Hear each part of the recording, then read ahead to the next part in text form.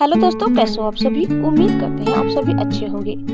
दोस्तों, आज आप सुनेंगे श्रीमद् भागवत महापुराण कथा 10वें स्कंद उत्तरार्ध का 62वां अध्याय। इस अध्याय में आज आप सुनेंगे उषा अनिरुद्ध मिलन की कथा। राजा परीक्षित ने पूछा, महायोग संपन्न मुनीश्वर, मैंने सुना है कि यदुवंशी शिरोमणि अनिरुद्ध जी ने बाणासुर की पुत्री उषा से विवाह किया था और इस प्रसंग में भगवान श्री कृष्ण और शंकर जी का बहुत बड़ा घमासान युद्ध हुआ था। आप कृपा करके यह वृत्तांत विस्तार से सुनाइए। श्री सुखदेव जी कहते हैं, परीक्षित, महात्मा बलि की कथा तो तुम सुन ही चुके हो। उन्होंने वामन रूपधारी भगवान को सारी पृथ्वी का दान कर दिया था। उनके 100 लड़के थे, उनमें सबसे बड़ा था बाणासुर, दैत्यराज बलि का औरस पुत्र। बाणासुर भगवान शिव की भक्ति में सदा रत रहता था। समाज में उसका बड़ा आदर था। उसकी उदारता और बुद्धिमत्ता प्रशंसनीय थी। उसकी प्रतिज्ञा अटल होती थी और सचमुच वह बात का धनी था। उन दिनों वह परम रमणीय शोणितपुर में राज्य करता था। भगवान शंकर की कृपा से इंद्र आदि देवता नौकर चाकर की तरह उनकी सेवा करते थे। उसकी 1000 भुजाएं थी। एक दिन जब भगवान शंकर तांडव नृत्य कर रहे थे, तब उसने अपने 1000 हाथों से अनेकों प्रकार के बाजे बजाकर उन्हें प्रसन्न कर लिया। सचमुच भगवान शंकर बड़े ही भक्तवत्सल और शरणागत रक्षक है। समस्त भूतों के एकमात्र स्वामी प्रभु ने बाणासुर से कहा, तुम्हारी जो इच्छा हो मुझसे मांग लो। बाणासुर ने कहा, भगवान आप मेरे नगर की रक्षा करते हुए यही रहा करें। एक दिन बल पौरुष के घमंड में चूर बाणासुर ने अपने समीप ही स्थित भगवान शंकर के चरण कमलों को सूर्य के समान चमकीले मुकुट से छूकर प्रणाम किया और कहा, देवादिदेव, आप समस्त चराचर जगत के गुरु और ईश्वर हैं। मैं आपको नमस्कार करता हूँ। जिन लोगों के मनोरथ अब तक पूरे नहीं हुए थे, उनको पूर्ण करने के लिए आप कल्पवृक्ष हैं। भगवान, आपने मुझे 1000 भुजाएं दी है, परंतु वे मेरे लिए केवल भार रूप हो रही है, क्योंकि त्रिलोकी में आपको छोड़कर मुझे अपनी बराबरी का कोई वीर योद्धा ही नहीं मिलता जो मुझसे लड़ सके। आदिदेव, एक बार मेरी बाहों में लड़ने के लिए इतनी खुजलाहट हुई कि मैं दिग्गजों की ओर चला, परंतु वे भी डर के मारे भाग खड़े हुए।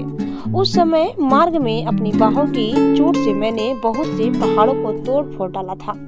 बाणासुर की यह प्रार्थना सुनकर भगवान शंकर ने तनिक क्रोध से कहा, रे मूढ़, जिस समय तेरी ध्वजा टूटकर गिर जाएगी, उस समय मेरे ही समान योद्धा से तेरा युद्ध होगा और वह तेरा घमंड चूर चूर कर देगा।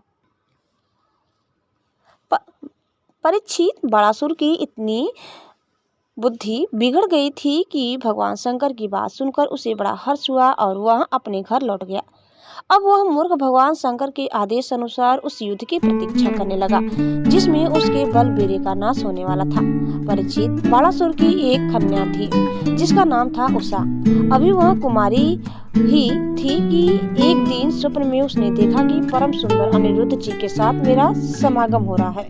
आश्चर्य की बात तो यह थी कि उसने अनिरुद्ध जी को न तो कभी देखा था और न ही सुना था। स्वप्न में ही उन्हें न देखकर वह बोल उठी, प्राण प्यारे, तुम कहाँ हो। और उसकी नींद टूट गई। वह अत्यंत विफलता के साथ उठ बैठी और यह देखकर कि मैं सखियों के बीच में हूँ, बहुत ही लज्जित हुई। परीक्षित, बाणासुर के मंत्री का नाम था कुष्मांड। उसकी एक कन्या थी जिसका नाम था चित्रलेखा। उषा और चित्रलेखा एक दूसरे की सहेलियां थी। चित्रलेखा ने उषा से कौतूहलवश पूछा, सुंदरी राजकुमारी, मैं देखती हूँ कि अभी तक किसी ने तुम्हारा परिग्रहण भी नहीं किया है, फिर तुम किसे ढूंढ रही हो और तुम्हारे मनोरथ का क्या स्वरूप है। उषा ने कहा, सखी, मैंने स्वप्न में एक बहुत ही सुंदर नवयुवक को देखा है। उसके शरीर का रंग सांवला सांवला सा है, नेत्र कमल दल के समान है, शरीर पर पीला पीला पीताम्बर फहरा रहा है, भुजाएं लंबी लंबी है और वह स्त्रियों का चित्त चुराने वाला है। उसने पहले तो अपने अधरों का मधुर मधु मुझे पिलाया, परंतु मैं उसे अघा कर ही पी न पाई थी कि वह मुझे दुख के सागर में डालकर न जाने कहाँ चला गया। मैं तरसती ही रह गई। सखी, मैं अपने उसी प्राण बल्लभ को ढूंढ रही हूँ। चित्रलेखा ने कहा, सखी, यदि तुम्हारा चित्तचोर त्रिलोकी में कहीं भी होगा और उसे तुम पहचान सकोगी, तो मैं तुम्हारी विरह व्यथा अवश्य शांत कर दूंगी।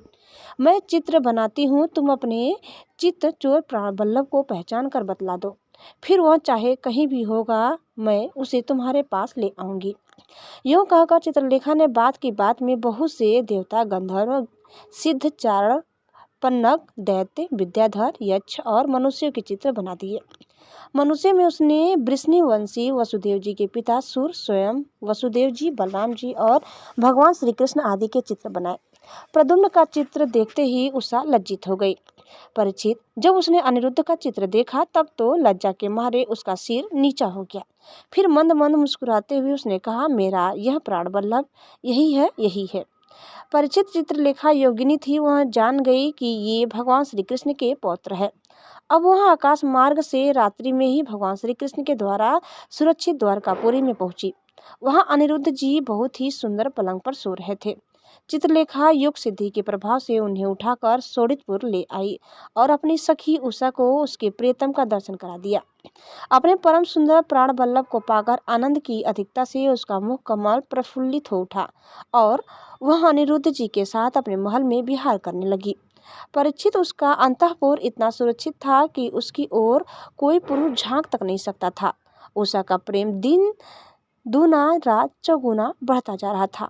वहाँ बहुमूल्य वस्त्र, पुष्पों के हार, इत्र, फुलेल, धूप, दीप, आसन आदि सामग्रियों से सुमधुर पेय, भोज्य और भज्य पदार्थों से तथा मनोहर वाणी एवं सेवा शुश्रूषा से अनिरुद्ध जी का बड़ा सत्कार करती। उषा ने अपने प्रेम से उनके मन को अपने वश में कर लिया। अनिरुद्ध जी उस कन्या के अंतःपुर में छिपे रहकर अपने आप को भूल गए। उन्हें इस बात का भी पता न चला कि मुझे यहाँ आए कितने दिन बीत गए। परीक्षित यदु कुमार अनिरुद्ध जी के सहवास से उषा का कुंवारपन नष्ट हो चुका था। उसके शरीर पर ऐसे चिन्ह प्रकट हो गए जो स्पष्ट इस बात की सूचना दे रहे थे और जिन्हें किसी प्रकार छिपाया नहीं जा सकता था। उषा बहुत प्रसन्न भी रहने लगी। पहरेदारों ने समझ लिया कि इसका किसी न किसी पुरुष से संबंध अवश्य हो गया है। उन्होंने जाकर बाणासुर से निवेदन किया, राजन, हम लोग आपकी अविवाहित कुमारी राजकुमारी का जैसा रंग ढंग देख रहे हैं वह आपके कुल पर बट्टा लगाने वाला है। प्रभु, इसमें संदेह नहीं कि हम लोग बिना क्रम टूटे रात दिन महल का पहरा देते रहते हैं। आपकी कन्या को बाहर के मनुष्य देख भी नहीं सकते, फिर भी वह कलंकित कैसे हो गई, इसका कारण हमारी समझ में नहीं आ रहा है। परिचित पहरेदारों ने यह समाचार जानकर कि कन्या का चरित्र दूषित हो गया है, बाणासुर के हृदय में बड़ी पीड़ा हुई। वह झटपट उषा के महल में जा थमका और देखा कि अनिरुद्ध जी वहां बैठे हुए हैं। प्रिय परीक्षित, अनिरुद्ध जी स्वयं काम अवतार प्रद्युम्न जी के पुत्र थे। त्रिभुवन में उनके जैसा सुंदर और कोई न था। सांवला सलोना शरीर और उस पर पीताम्बर फहराता हुआ कमल दल के समान बड़ी बड़ी कोमल आंखें, लंबी लंबी भुजाएं, कपोलों पर घुंघराली अलके और कुंडलों की झिलमिलाती हुई ज्योति, होठों पर मंद मंद मुस्कान और प्रेम भरी चितवन से मुख की शोभा अनूठी हो रही थी। अनिरुद्ध जी उस समय अपनी सब ओर से सज धज कर बैठी हुई प्रियतमा उषा के साथ पासे खेल रहे थे। उनके गले में बसंती बेला के बहुत सुंदर पुष्पों का हार सुशोभित हो रहा था और उस हार में उषा के अंग का संपर्क होने से उसके वक्षस्थल की केसर लगी हुई थी। उन्हें उषा के सामने ही बैठा देखकर बाणासुर विस्मित चकित हो गया। जब अनिरुद्ध जी ने देखा कि बाणासुर बहुत से आक्रमणकारी शस्त्रास्त्र से सुसज्जित वीर सैनिकों के साथ महलों में घुस आया है, तब वे उन्हें धराशायी कर देने के लिए लोहे का एक भयंकर परिघ लेकर डट गए, मानो स्वयं कालदंड लेकर मृत्यु यानी यम खड़ा हो। बाणासुर के साथ आए हुए सैनिकों उनको पकड़ने के लिए ज्यों ज्यों ही उनकी ओर झपटते त्यों त्यों वे उन्हें मार मार कर गिराते जाते, ठीक वैसे ही जैसे सुअरों के दल का नायक कुत्तों को मार डाले। अनिरुद्ध जी की चोट से उन सैनिकों के सिर, भुजा, जंघा आदि अंग टूट फूट गए और वे महलों से निकल भागे।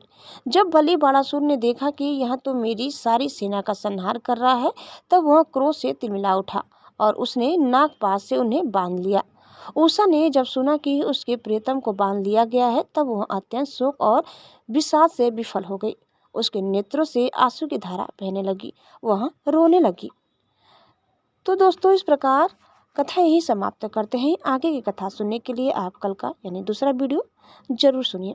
उम्मीद करते हैं आपको हमारी आज की कथा जरूर पसंद आई होगी। कैसी लगी कमेंट करके बताइए। चैनल में नए हैं तो प्लीज़ लाइक, शेयर और सब्सक्राइब करना न भूलें। धन्यवाद। जय श्री कृष्णा, जय श्री मन नारायण। एक बार प्रेम से बोलिए श्री बांके बिहारी लाल की जय।